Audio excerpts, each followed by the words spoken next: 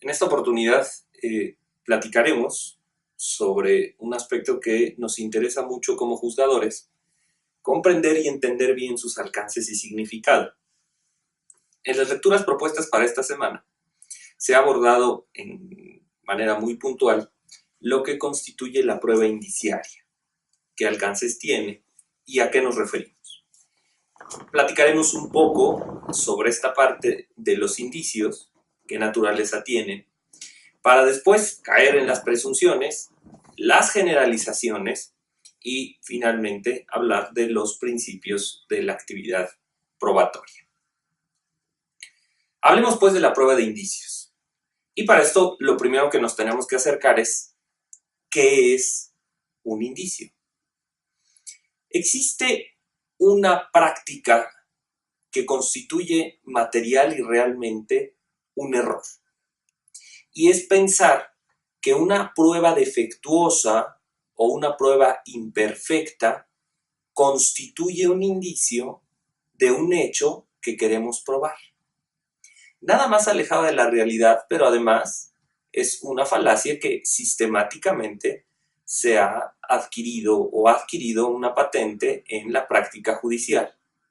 Y entonces se habla, por ejemplo, de que el testimonio dado por un testigo representa un indicio de cómo ocurrieron los hechos, cuando en realidad el testigo probablemente ni siquiera se pronunció a cómo ocurrieron los hechos. Esa será una prueba imperfecta, será una prueba impertinente o una prueba ineficaz, pero no constituirá un indicio para el hecho que queremos probar.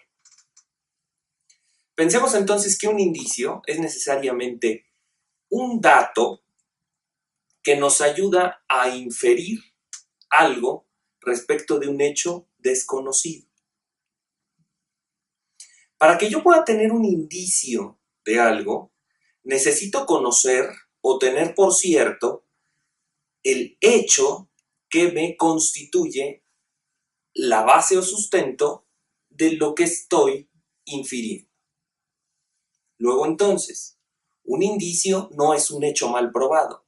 Por el contrario, un indicio es producto de un examen crítico que se realiza a partir de un hecho que se tiene conocido y que nos puede permitir llegar a conclusiones respecto de un hecho desconocido. En ese sentido partiremos de un punto muy importante. Una prueba histórica, algo que pretende reconstruir o plantear cómo ocurrieron los hechos al juzgador, no genera indicios. Una prueba histórica lo que hace es aproximar, sin ningún tipo de ejercicio crítico, aproximar al juzgador cómo es que se llevaron a cabo las circunstancias de tiempo, modo y lugar que queremos probar. Pensemos en un testimonio. Un testimonio no genera indicios en el caso en el que narre de manera puntual cómo es que ocurrió un hecho. Pensemos, por ejemplo, el caso de un robo. Si un testimonio data o tiene datos suficientes para identificar quién lo cometió, dónde lo cometió, en qué circunstancias y cómo se dio el contexto de los hechos, será una prueba histórica. Y el resultado de esa prueba será un testimonio. Un testimonio no será indicio del hecho probado. El testimonio implicará un medio de prueba agotado y desahogado que presenta el resultado ante el juzgador para que éste formule la valoración y estime qué grado o valor convictivo le concede. Pero no será un indicio del hecho probado.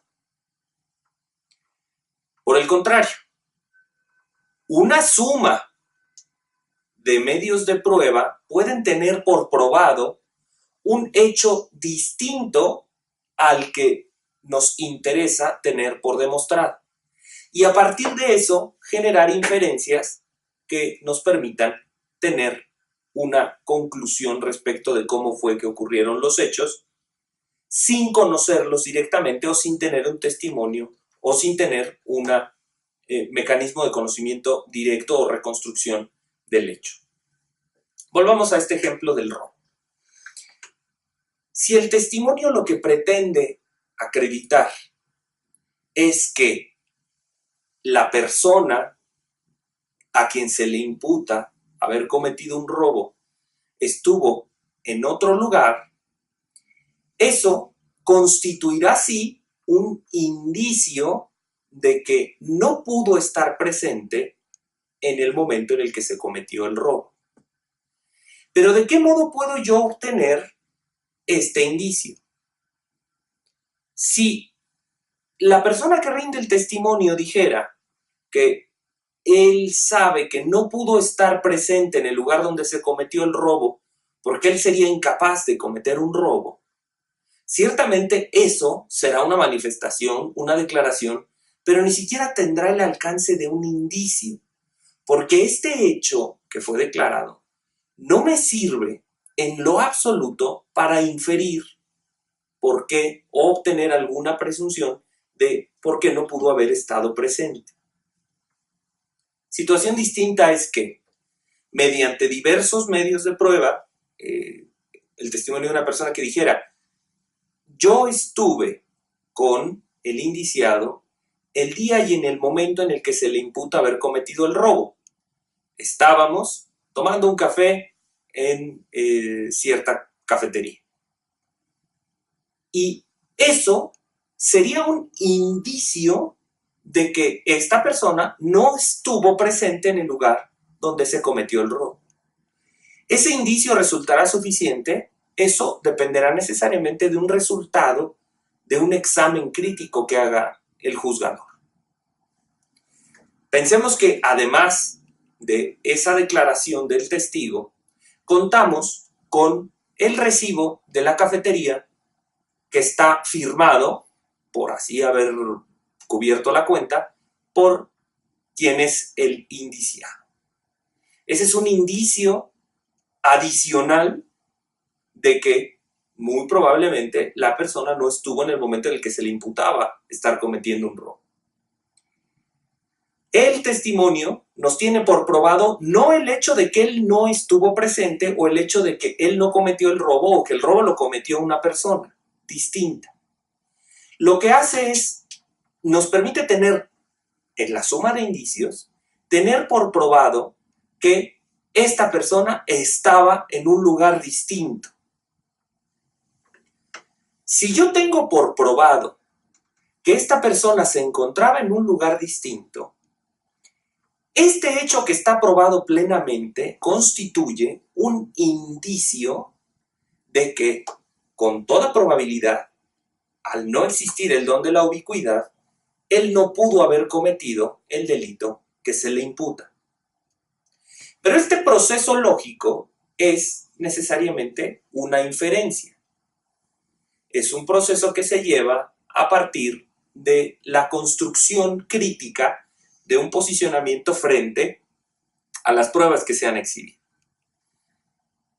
Lo que le interesaba demostrar a una de las partes es que no cometió el delito que se le imputa. El hecho que nos interesa es quién cometió el delito.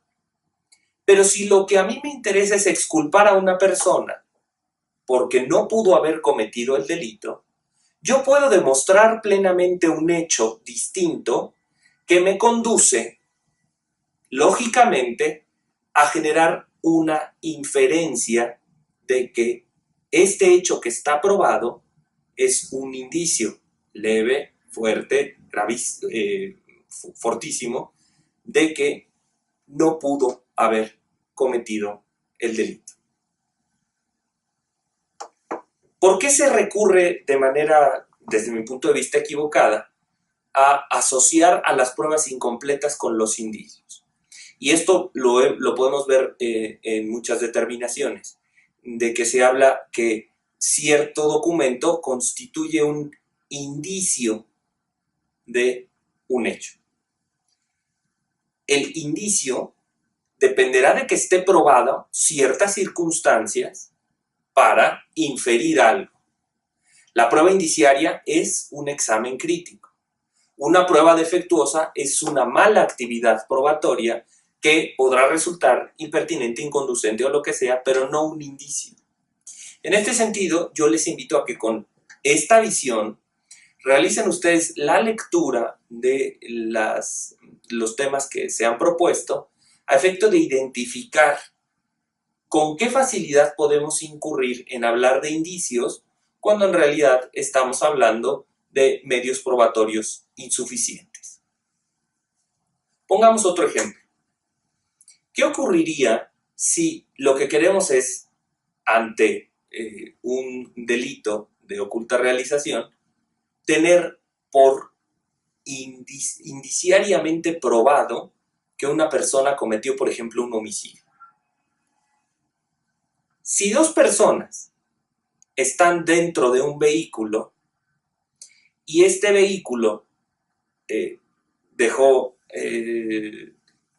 cierto estacionamiento en un tiempo determinado y en la ruta de ese vehículo no se interrumpió y al final del trayecto una de las personas que viene en el vehículo aparece muerta, la razón fundamental para demostrar que una persona mató a otra será el tener los elementos que nos permitan dar por cierto que esta persona privó de la vida a otra con los diferentes medios de prueba que se tengan. Si los medios de prueba no nos resultan ser suficientes para demostrar el hecho y cómo ocurrió la privación de la vida, entonces tendremos que recurrir a los indicios. Y aquí, de entrada, un indicio fuerte que tendrá que superar quien iba en ese vehículo es que una persona que estaba con vida en un vehículo en donde solo había dos personas y aparece muerta, solo pudo haber terminado con su vida porque quien iba en el otro vehículo lo hubiera privado de la misma por alguna circunstancia accidental que hubiera ocurrido durante el trayecto externo a ese vehículo y finalmente pudiera ser pensando quizá que la muerte se pudo haber dado a causas naturales. Si lo que se pretende demostrar es cómo ocurrió la privación de la vida de una persona, podemos ocurrir a una prueba directa o a una prueba histórica. Y un testigo podrá declarar: yo los vi parados en un semáforo y quien venía conduciendo le dio un golpe en la cabeza a quien venía en el espacio del copiloto. Yo lo vi, yo lo presencié cómo recibió un golpe en la cabeza por parte de quien iba en el vehículo. Ese será un testimonio histórico de los hechos que nos interesa averiguar. No será un indicio. Será un elemento que nos permitirá hacer un juicio crítico valorativo de si demuestra o no que con ese golpe en la cabeza lo privó o no de la vida. Otra circunstancia podría ser que una cámara de seguridad de la carretera pudo haber captado el momento en el que la persona que iba conduciendo da este golpe y es conteste con lo que declaró el testigo. Y ahí haremos medios de prueba que se van sumando y que eventualmente nos permitirán tener, por cierto, o por probado un hecho. Pero si no contamos con ninguno de estos elementos y lo único que tenemos es un punto de origen y una conclusión, lo que pasó en medio será complicado probarlo, salvo que tengamos pruebas históricas. Entonces recurriremos a la prueba de indicios. Situaremos a la persona que iba en el vehículo en el momento de salida y llegada. Con eso tendremos una prueba circunstancial que, de tenerlo por probado, genera un indicio de que esta persona iba en el vehículo y que supo qué pasó en el trayecto que privó de la vida a esta otra persona. Tendremos de igual forma que recurrir a otro tipo de indicios. Si nosotros podemos tener por probado que entre estas personas había un conflicto existente, por la razón que sea, nos genera un móvil para la comisión de un probable homicidio. Indiciariamente tendremos por probado otro elemento que podría ser el móvil para la comisión del delito. Igual forma, podríamos probar que en el trayecto del vehículo nunca se interrumpió su marcha y no hubo ningún momento en el que algún agente externo hubiera podido dañar o afectar a quien iba en el vehículo. Y eso será un indicio de que la causa eficiente que privó de la vida tuvo que estar dentro del vehículo. Y ahí tendremos indicios. Pero la parte señalada como responsable también podrá aportar ciertos indicios. Y podrá decir, yo quisiera aportar elementos que me permitan tener por demostrado que el problema que tenía esta persona y por la cual murió es porque padecía de una enfermedad y en realidad no hay ninguna posibilidad de que yo haya cometido un delito de homicidio. Yo demostraré y presentaré pruebas para demostrar un hecho distinto, el hecho de que esta persona tenía un padecimiento que le pudo haber privado de la vida de manera natural, sin mi intervención. Hasta ahora, como hemos visto, todo lo que se está probando son hechos alrededor del homicidio. Unas pretenden exculpar, otras pretenden inculpar, pero ciertamente todos son hechos alternos y todos se tienen como probados y al estar probados generan un indicio. Si yo tengo por probado que esta persona, por un récord médico, por alguna visita, por el testimonio incluso de un médico, tener por demostrar que esta persona tenía un padecimiento que efectivamente el ir en un vehículo a altas velocidades o el ir a un vehículo y tener cierta impresión le pudo haber privado de la vida, constituirá un indicio de que probablemente las cosas ocurrieron como lo dice quien está defendiendo. No estamos teniendo por probado el hecho en sí mismo de qué fue lo que ocurrió o por qué se privó de la vida a una persona.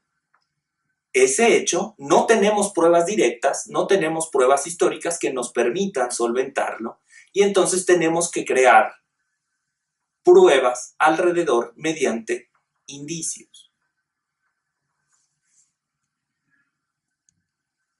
¿Qué es lo que resulta de la suma de los indicios?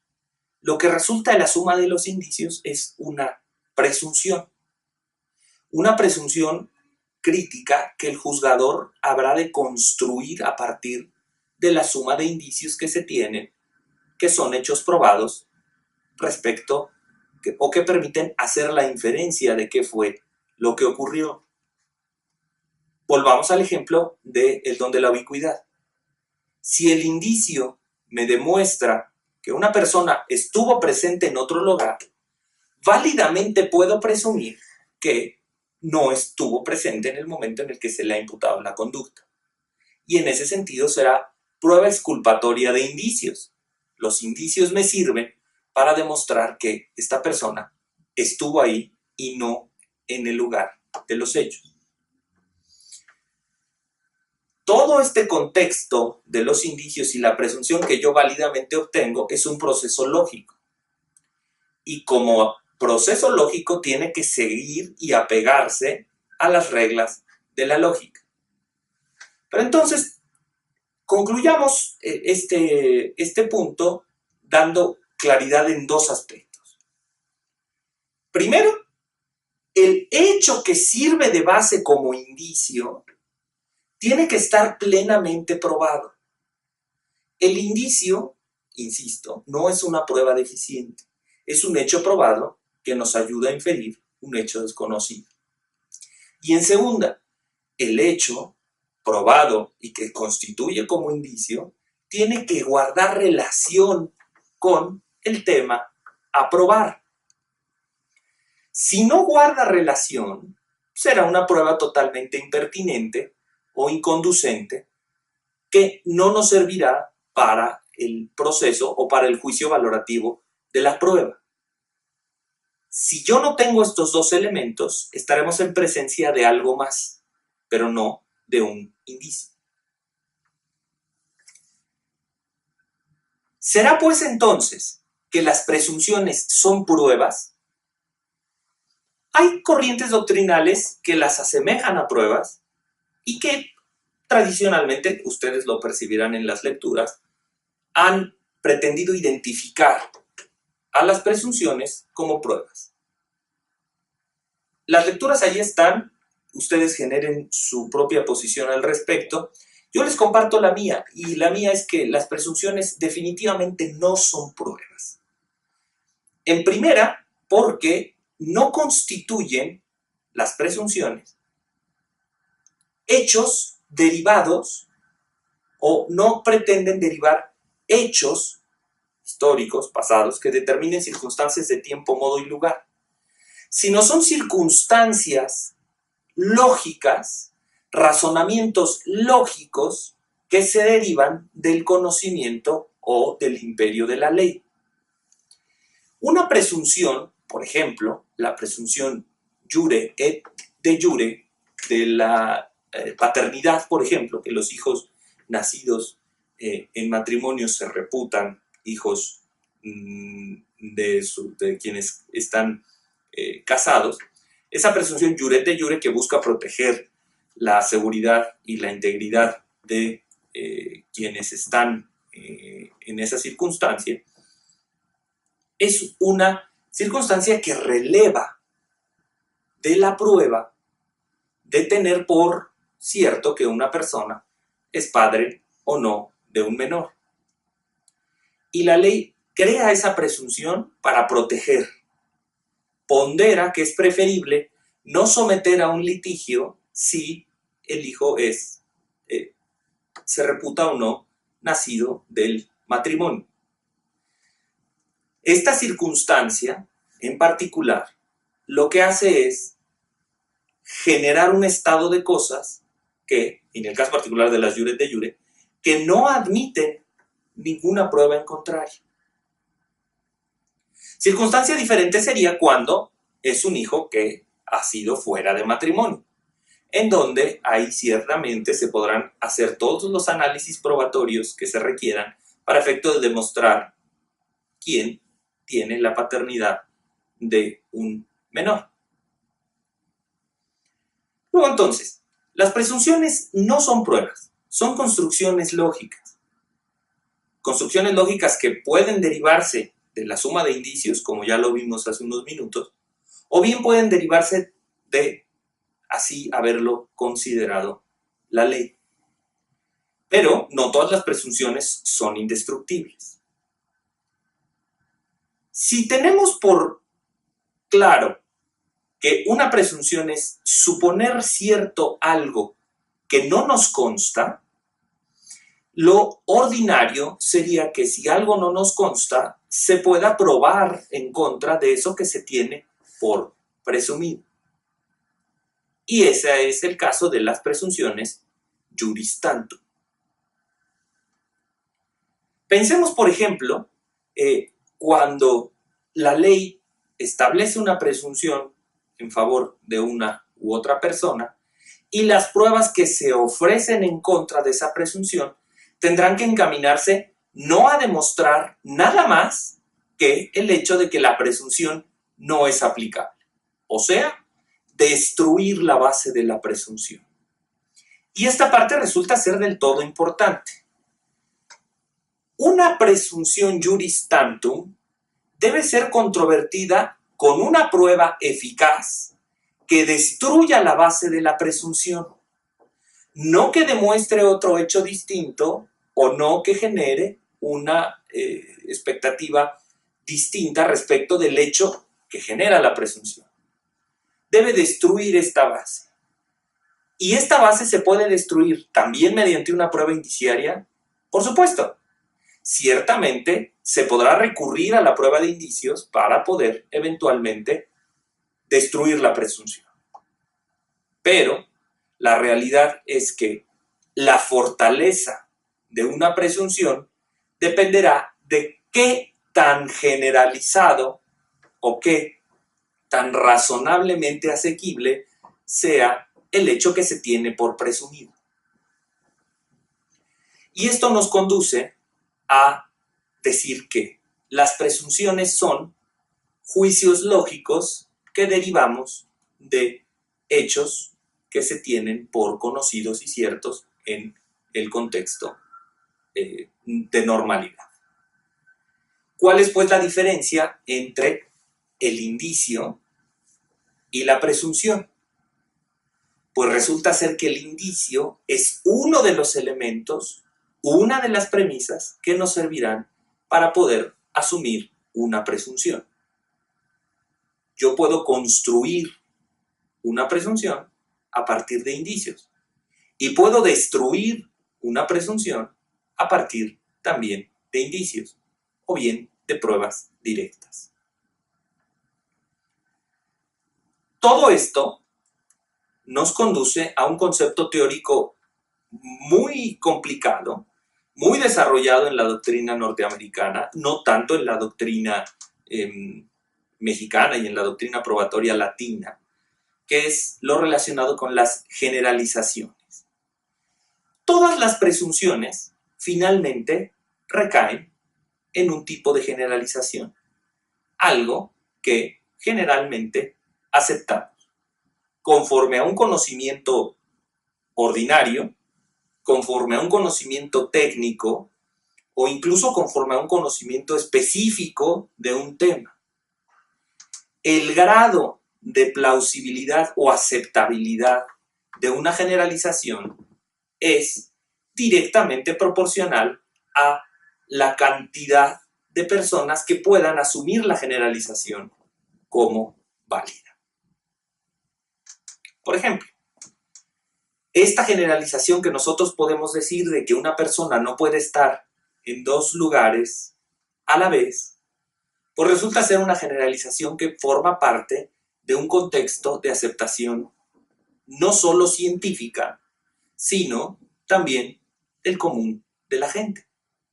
Sabemos perfectamente que esto no es posible y que igual tampoco será posible, aun cuando esté demostrado en el momento exacto, sí que tengamos por cierto que haya ocurrido en un espacio de tiempo que le haya sido imposible trasladarse de un lugar a otro. Esa generalización que nosotros traemos a nuestro juicio lógico es precisamente porque nuestro contexto lo permite y el conocimiento de la sociedad, de la generalidad de quienes habitamos la sociedad, lo aceptamos como válido. Y de ahí podemos ir bajando el nivel de aceptación de una generalización hasta partir por aspectos, por ejemplo, científicos. Si en una generalización pretendemos demostrar que una intervención de apéndice o un diagnóstico de apendicitis tiene un curso sintomatológico específico, pues requeriremos que un especialista, un médico, nos proporcione elementos científicos que la llevan a conducir en un diagnóstico diferencial la apendicitis. Pero probablemente esta generalización entre los médicos sea un tema total y absolutamente aceptado, y que cierta sintomatología hace presumir la existencia de un cuadro de apendicitis. Pero si esto lo preguntamos quizá a un ingeniero o a un abogado como nosotros, no tendremos ese nivel de generalización para dar por cierto que cierta sintomatología es fácilmente asociable con un cuadro de apendicitis y que en consecuencia resultaba razonable iniciar un tratamiento. desarrollamos un poco más esta hipótesis para pretender acercar cómo es que una generalización puede, en materia científica, resultar aceptable y en consecuencia servir de sustento para poder tener por demostrado o que pueda ser un indicio de que existió una determinada conducta que exculpe o bien inculpe a quien la llevó a cabo. Si una persona se presenta con toda la sintomatología de un cuadro de apendicitis y recibió tratamiento específico para la apendicitis, pero resultó ser que el padecimiento que presentaba era algún tipo de cáncer, por ejemplo, resulta razonable que en un medio exculpatorio, el médico que está siendo procesado, por ejemplo, pueda aportar elementos que tengan por demostrada la generalización de que estos síntomas médicamente son tratados como apendicitis. Esta generalización no será aceptada por la mayoría de la sociedad porque desconocemos esta situación. Pero si tenemos una generalización suficiente como para que médicamente se respalde, podrá constituir una generalización que, a partir de la suma también de indicios, nos lleve a tener por demostrado que es una conducta razonable la que hubiera asumido el médico. Veamos qué tan importantes pueden resultar las generalizaciones. Pero la generalización que más usamos en el ámbito jurídico y en nuestro entorno de práctica forense es sin duda el hecho público y notorio. Y aquí es donde tendremos que entrar. ¿Vale considerar a un hecho público y notorio como prueba o es un relevo de prueba? Pues el hecho público y notorio es materialmente un elemento que, al ser tan conocido en un determinado entorno, se presume como de conocimiento general. La generalización resulta de que es un hecho que se asume como conocido por todos. Entonces, la generalización es finalmente un proceso lógico. Tampoco será una prueba. Y entonces, el hecho público y notorio lo que hace es representar en el mundo fáctico algo que por el contexto todas las personas deben conocer y, en razón de ello, releva de la necesidad de ser probado. Hay ciertos hechos públicos y notorios que se originan a partir de disposición de la ley y en el caso de materia electoral es muy recurrente. Aquellas determinaciones que han sido publicadas en un periódico oficial o en el diario oficial de la Federación. Esta circunstancia me releva de la prueba de exhibir que esta persona conoció o se impuso del contenido del periódico o del diario oficial de la Federación.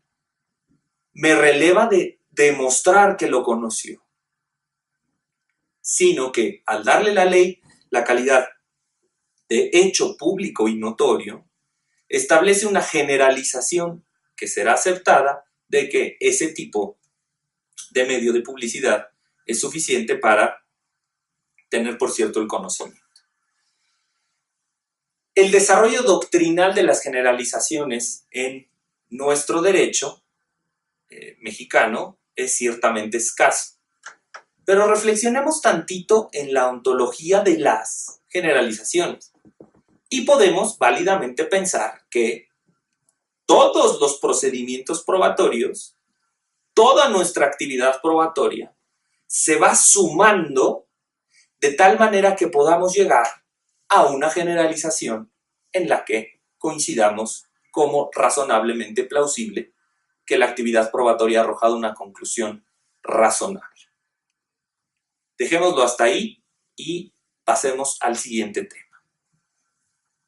Hay muchos principios rectores de la actividad probatoria. Me referiré aquí a unos cuantos, con independencia que en las lecturas están desarrollados ya en su mayoría, pero me referiré a los que yo considero quizá como los más importantes. Y el primero quizá, que lo habíamos tratado ya en sesiones anteriores, es el principio ontológico de la prueba. Este principio ontológico de la prueba lo que nos hace es acercarnos a la naturaleza o la esencia misma de la prueba. Y está estrechamente relacionado con la presunción.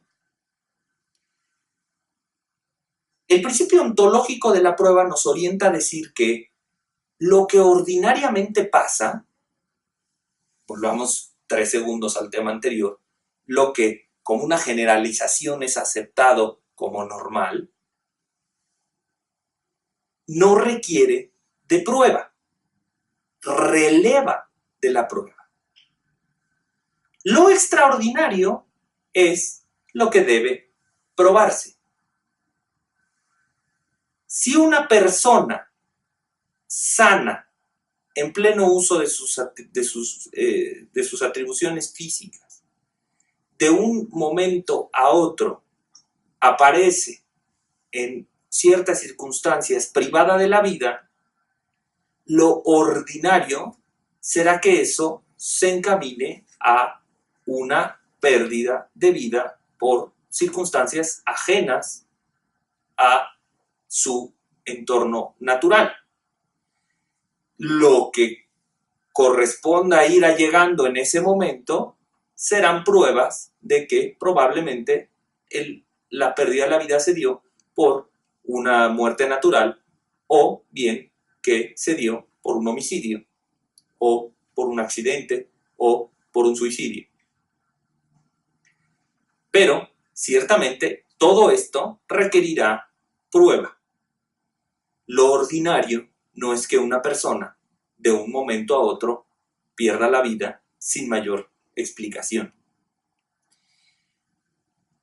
Si las circunstancias nos llevan a que en un accidente de automóvil una persona que iba conduciendo un vehículo se impacta a 180 kilómetros por hora contra un muro y pierde la vida, lo ordinario es asumir la consecuencia de la muerte al accidente. Y serán las causas del accidente las que determinarán qué naturaleza tiene esa muerte.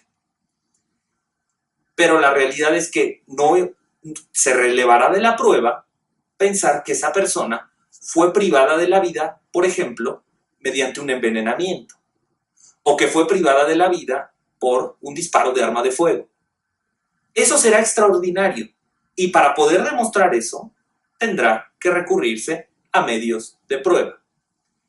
Volvamos pues entonces en esta idea. El principio ontológico de la prueba lo que hace es señalarnos que aquello que ordinariamente ocurre será relevado de la prueba. Lo que ocurre extraordinariamente tendrá necesariamente que probarse.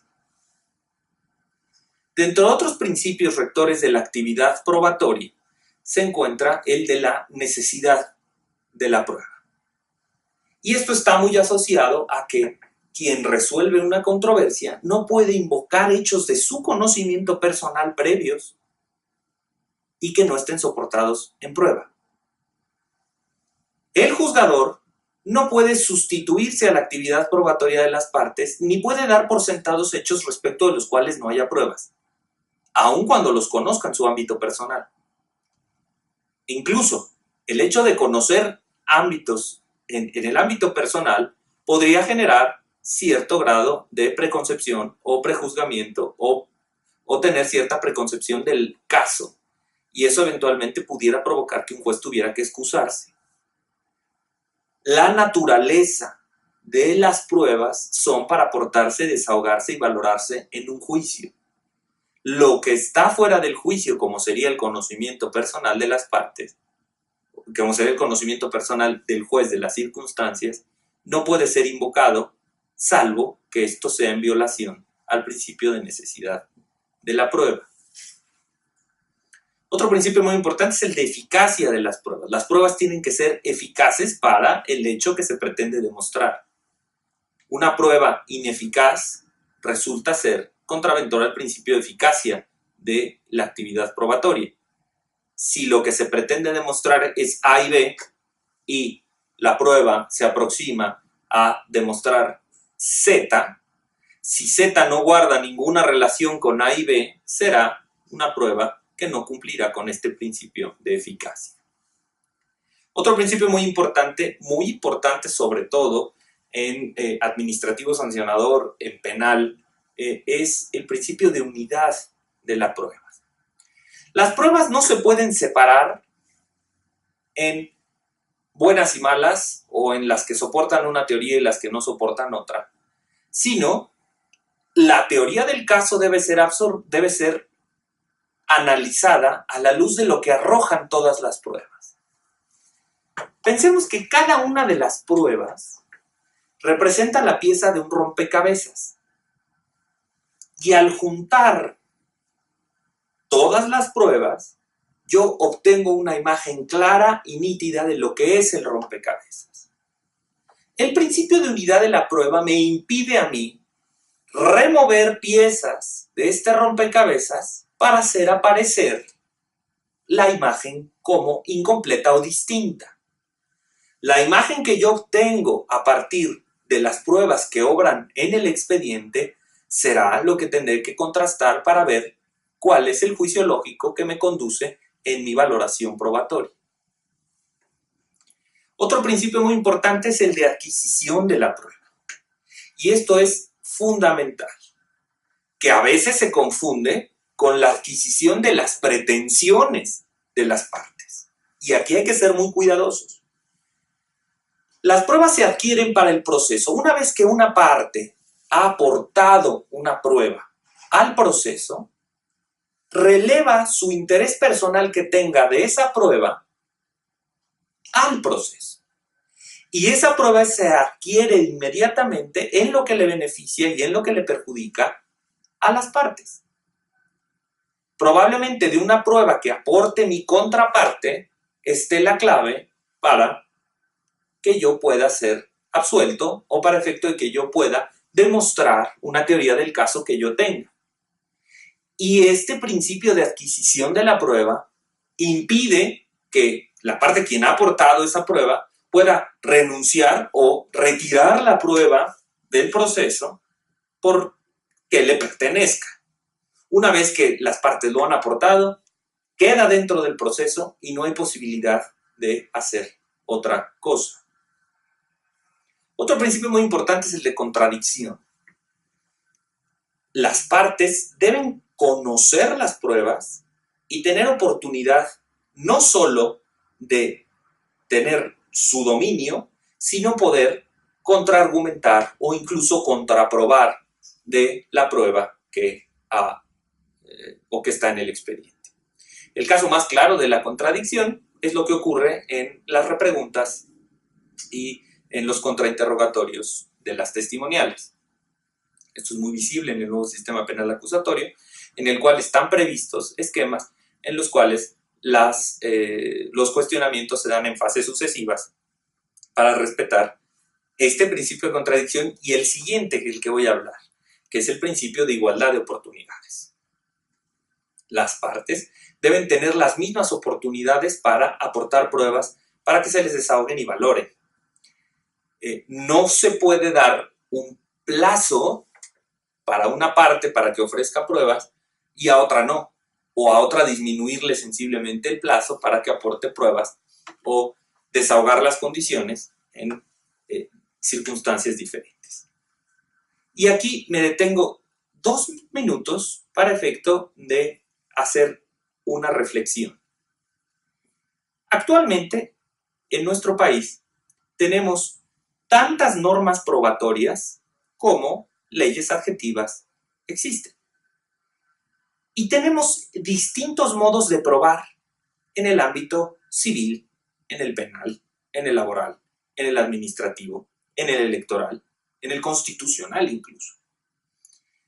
Nuestras formas de aproximar las pruebas al litigio dependen de reglas específicas que obran en muy distintos ordenamientos.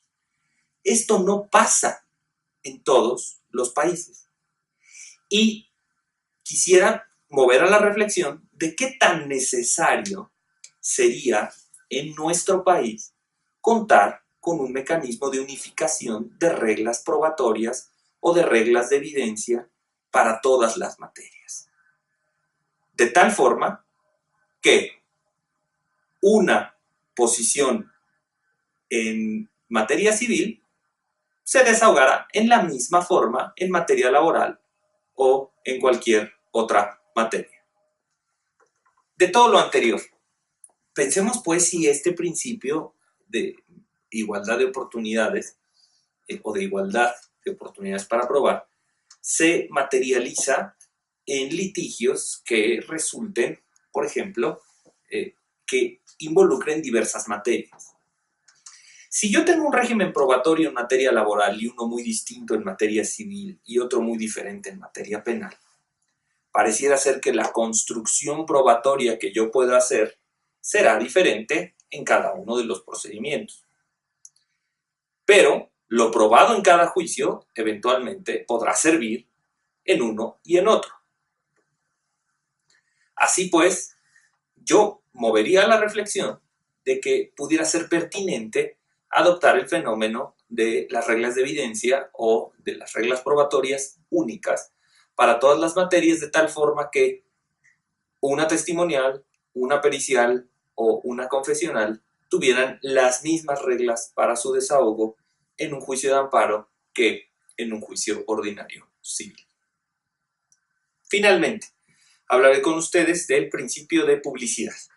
El principio de publicidad involucra que todas las partes deben conocer las pruebas sobre las cuales se va a fallar o respecto de las cuales se van a valorar y eventualmente emitir un fallo. Sí, hay ciertas limitaciones a algunos tipos de pruebas, sobre todo aquellas que tienden a revictimizar o aquellas que atenten contra la dignidad de las personas. Por ejemplo, en mi experiencia profesional les podré decir que en el juzgado de distrito, cuando teníamos algún expediente que involucraba algún caso que atentaba contra la dignidad, sobre todo de menores, esas pruebas las excluíamos del expediente y las ingresábamos en el seguro del juzgado por separado, precisamente para evitar la revictimización o atentar contra la dignidad. Ciertamente habrá excepciones a este principio de publicidad que hablen de dónde deben obrar las pruebas, pero no de que no deban ser del conocimiento de quienes están en el litigio. Entonces, el principio de publicidad se respeta, pero ciertamente no necesariamente las pruebas tendrán que permanecer en un mismo lugar, y máxime si esto atenta contra la dignidad de las personas. Hay muchos otros principios de la actividad probatoria que denominaría yo como principios procesales, que son pues la legitimación de quien ofrece la prueba, la preclusión, la inmediación, la concentración, tan de moda en el sistema de justicia penal acusatorio, que son principios que se involucran más respecto de cómo procesalmente se incorpora una prueba al litigio y cómo debe ser desahogada en el juicio. Todo esto está en las lecturas y pasaremos ya en el siguiente módulo a los aspectos de valoración, de motivación de la valoración en la sentencia y un aspecto fundamental, el tema relacionado con los estándares de prueba. Para muestra, dejemos nada más la inquietud. ¿Qué estándar de prueba requiero yo para emitir una decisión judicial? Eso dependerá del tipo de decisión judicial que estemos emitiendo. Eso lo veremos en el siguiente video. Por el momento es todo y les agradezco muchísimo su atención.